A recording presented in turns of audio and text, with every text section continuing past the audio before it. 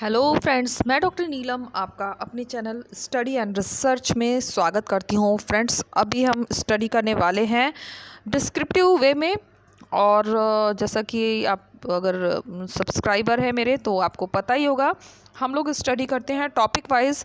एक वीडियो आता है एमसीक्यूज जो कि टॉपिक वाइज ही चल रहा है, और एक डिस्क्रिप्टिव स्टडी जो कि टॉपिक वाइज एकदम सीक्वेंस से चल रहा है। तो अगर आप कंप्लीट स्टडी करना चाहते हैं हिस्ट्री की तो प्लेलिस्ट ज़रूर देखें। और प्लेलिस्ट में जाने के लिए आपको डिस्क्रिप्शन बॉक्स में जाना पड़ेगा। वहाँ पर प्लेलिस्ट क्रिएट किया हुआ है, लिंक दिया गया, लिंक के माध्यम से आप इन सभी वीडियोस को देख सकते हैं।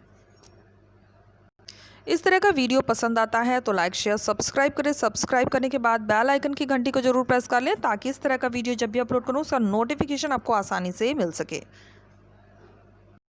तो फ्रेंड्स, आपने जैसा कि थंबनेल में देख लिया होगा, जो हमारा टॉपिक है आज का वो है स्वतंत्रता की प्राप्ति, देश का विभाजन। देश के विभाजन के बारे में तो खैर हम बाद में पढ़ेंगे, तथा स्वतंत्र भारत। तो स्वतंत्रता की प्राप्ति किस तरह से हुई उसका जो इंट्रोडक्शन है, परिचय है, वो आज हम देखेंगे।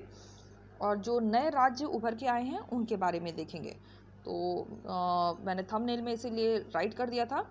तो चलिए हम स्टार्ट करते हैं। ब्रिटिश सरकार ने मार्च 1946 ईस्वी में एक कैबिनेट मिशन भारत भेजा था। मिशन का उद्देश्य था सत्ता हस्तांतरण के संबंध में भारतीय सेना से बातचीत करना। कैबिनेट मिशन ने 2 स्तरों वाली एक संघीय योजना का प्रस्ताव किया था।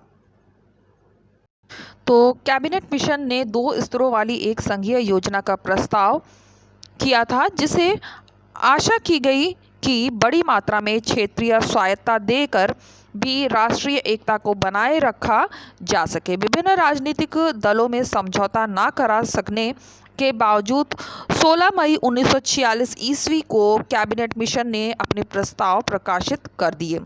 भावी संविधान के बारे में कुछ प्रस्ताव पारित किए गए, जिससे जिन्ना को पहली बार यह एहसास हुआ कि अंग्रेजी सरकार उनकी सहमति के बिना भी सत्ता हस्तांतरित करने को तैयार थी।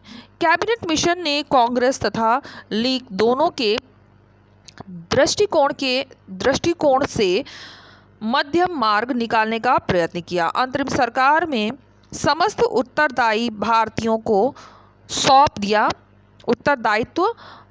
को सौंप दिया गया और संविधान सभा को पूर्ण स्वतंत्रता तथा अधिकार दिए गए। कैबिनेट योजना में सबसे बड़ा दोष यह था कि प्रांतों के गठन के बारे में प्रस्ताव पूर्णतः स्पष्ट नहीं था। ये बहुत इंपॉर्टेंट है, इस पर क्वेश्चन बनता है। आगे देखते हैं। कालांतर में इस प्रश्न पर कांग्रेस और लीग में गहरा मतभेद हुआ। कांग्रेस ने प्रांतों के समूहकरण पर खेद व्यक्त किया, तो जिन्ना को इस बात का दुख था कि इस योजना ने बांट कर रहेगा हिंदुस्तान और लेकर रहेंगे पाकिस्तान को नज़रअंदाज कर दिया है। मुस्लिम लीग द्वारा यह घोषणा की गई कि अंतरिम सरकार में केवल कांग्रेस और लीग के सदस्य होंगे और कांग्रेस केवल सवर्ण जातियों में से ही अपने प्रतिनिधियों का निर्वाचन करे। कांग्रेस इस सुझाव को मानने के लिए तैयार न थी। 29 जुलाई 1946 को लीग ने कैबिनेट मिशन के प्रस्ताव पर अपनी स्वीकृति वापस ले ली और भारत तथा पाकिस्तान के लिए संविधान सभा की पुरानी मांग दोहराई। लीग ने पाकिस्तान प्राप्त करने के लिए प्रत्यक्ष कार्रवाई दिवस, ये प्रश्न बनता है यहाँ पर, बहुत ही इंपॉर्टेंट है, 16 अगस्त 1946 को इसकी घोषणा की। वायसराय लॉर्ड वेवल ने, कौन वायसराय था उस समय? Lord Wavell. 6 अगस्त 1946 को जवाहरलाल नेहरू को अंतरिम सरकार के गठन के लिए आमंत्रित किया। 2 सितंबर को सरकार गठित हुई। पहले लीग ने सरकार में सम्मिलित होना स्वीकार नहीं किया। बाद में मंत्रिमंडल में उनके 5 सदस्य सम्मिलित हुए। लियाकत अली वित्त मंत्री थे। मुस्लिम लीग के प्रत्यक्ष कार्रवाई दिवस के फलस्वरूप संपूर्ण भारत में सांप्रदायिक दंगे हुए। गांधी जी ने अंग्रेजों को तुरंत भारत छोड़ने की राय दी। अंग्रेज सरकार फरवरी 1947 हाउस ऑफ कॉमन्स में एटली का वक्तव्य में घोषणा कर चुकी थी कि अंग्रेज जून 1948 से पूर्व भारत छोड़ देंगे। लॉर्ड बैवल के स्थान पर लॉर्ड माउंटबेटन को वायसराय बनाकर भेजा गया। ये भी बहुत इंपॉर्टेंट है। कौन बनकर आया? माउंटबेटन। माउंटबेटन योजना 1947 की सलाह से कांग्रेस भारत विभाजन के लिए तैयार हो गई, यद्यपि गांधी जी इसके लिए तैयार न थे। माउंटबेटन योजना के आधार पर ब्रिटिश संसद ने भारतीय स्वतंत्रता अधिनियम 1947 में पारित कर दिया, जिसके आधार पर भारत और पाकिस्तान नामक दो स्वतंत्र राष्ट्रों का जन्म हुआ। भारतीय राष्ट्रवादियों ने विभाजन को तो स्वीकार कर लिया, किंतु इसलिए नहीं कि यहाँ दो राष्ट्र हिंदू और मुस्लिम रहते थे, अपितु इसलिए कि पिछले लगभग 70 वर्षों के दौरान हिंदू मुस्लिम सांप्रदायिकता का विकास इस प्रकार हुआ कि विभाजन न होता तो सांप्रदायिक दंगों में लाखों लोगों का संहार हो जाता। भारत और पाकिस्तान के स्वाधीन होने की घोषणा 3 जून 1947 ईस्वी को माउंटबेटन योजना के दौरान की गई। रजवाड़ों को यह छूट दी गई कि इनमें से किसी राज्य में वे शामिल हो जाएं। माउंटबेटन की अध्यक्षता में विभाजन समिति का गठन 7 जून 1947 को हुआ। 14 अगस्त 1947 ईस्वी को संविधान सभा ने माउंटबेटन को स्वतंत्र भारत के प्रथम गवर्नर जनरल के रूप में नामित किया था। इस समय लॉर्ड लिस्टोवेल भारत का सचिव था। इस प्रकार वे अंतिम भारत सचिव थे। यहाँ पर आ जाते हैं।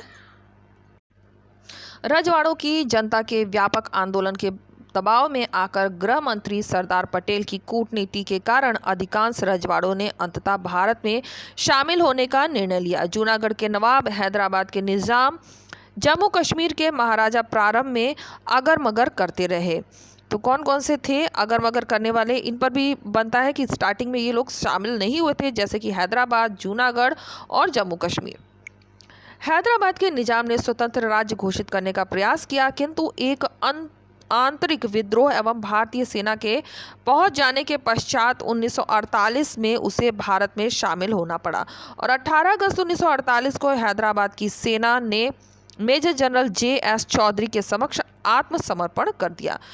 चौधरी हैदराबाद के गवर्नर नियुक्त हुए और निजाम राज्य प्रमुख 1956 के राज्य पुनर्गठन के समय राज्य प्रमुख का पद समाप्त कर दिया गया। कश्मीर के महाराजा ने निर्णय लेने में विलंब किया, मगर वहां की जनता, जिसका नेतृत्व नेशनल कॉन्फ्रेंस कर रही थी, भारत में शामिल होना चाहती थी और कश्मीर पर पाकिस्तानी कबीलाई हमले के बाद अक्टूबर 1947 में उसे भारत में शामिल होना पड़ा। अब देख लेते हैं स्वतंत्रोत्तर भारत 1947 से 1950 में जो नवोदित राज्य उदय हुए उनके बारे में। 15 अगस्त 1947 को भारत ने उल्लास के साथ अपना पहला स्वाधीनता दिवस मनाया। 14 व 15 अगस्त के मध्य रात्रि को संविधान सभा के आगे दिए गए वक्तव्य में पंडित जवाहरलाल नेहरू ने जनता की भावनाओं को अभिव्यक्त करते हुए कहा कि वर्षों पहले हमने भविष्य के साथ वादा किया था, वह समय अब आ गया है। अतः पूरी तरह से न सही किंतु काफ़ी सीमा तक हम अपने वचन का पालन करें। रात को 12 का घंटा जब बजेगा और पूरा विश्व सो रहा होगा, तब भारत जीवन और स्वाधीनता की ओर अग्रसर होगा। आधुनिक भारत के निर्माण में भारतीयों को अनेक कठिनाइयों का सामना करना पड़ा, किंतु उन्होंने पर्याप्त सफलता अर्जित की, जिसका पहला प्रयास पंडित नेहरू एवं भीमराव अंबेडकर के मार्गदर्शन में स्वतंत्र भारत का नया संविधान बनाकर किया था। जिसे 26 जनवरी 1950 को देश भर में लागू किया गया तथा भारत एक गणतंत्र बना था। स्वतंत्रता प्राप्ति के अवसर पर भारत में लगभग 140 राज्य ऐसे थे जहां जनतंत्रीय शासन व्यवस्था न थी, अपितु वहां पर नवाब अथवा राजा शासन करते थे जो ब्रिटिश प्रभुसत्ता के अधीन थे किंतु आंतरिक मामलों में स्वतंत्र थे। तो फ्रेंड्स, यहाँ पे हमने 2 टॉपिक कवर कर लिए हैं। नेक्स्ट टॉपिक हम कल स्टडी करेंगे। तो फ्रेंड्स, यहाँ पे आप देख सकते हैं हम आगे हैं अपनी प्लेलिस्ट में, और अगर आपसे स्टडी मिस हुई है तो आप इन वीडियोस के माध्यम से अपनी स्टडी को कर सकते हैं। और इन वीडियोस को देखने के लिए ये है डिस्क्रिप्टिव स्टडी की जो वीडियो अभी आप देख रहे हैं, ये आपको मिलेगा हिस्ट्री डिस्क्रिप्टिव स्टडी प्लेलिस्ट में। इसके लिए आपको डिस्क्रिप्शन बॉक्स में जाना पड़ेगा, लिंक दिया गया है, लिंक के माध्यम से आप इन सभी वीडियोस को देख सकते हैं। तो उम्मीद है आपको वीडियो पसंद आएगा। वीडियो पसंद आता है तो लाइक शेयर सब्सक्राइब करें। सब्सक्राइब करने के बाद बेल आइकन की घंटी को जरूर प्रेस कर लें ताकि इस तरह का वीडियो जब भी अपलोड करूँ उसका नोटिफिकेशन आपको आसानी से मिल सके। इसके अलावा आप कमेंट भी मुझे कर सकते हैं, अच्छा लगता है तो भी कमेंट करें, और कुछ संशोधन करना है तो उसके लिए भी कमेंट जरूर करें। तो okay friends, take care and bye bye.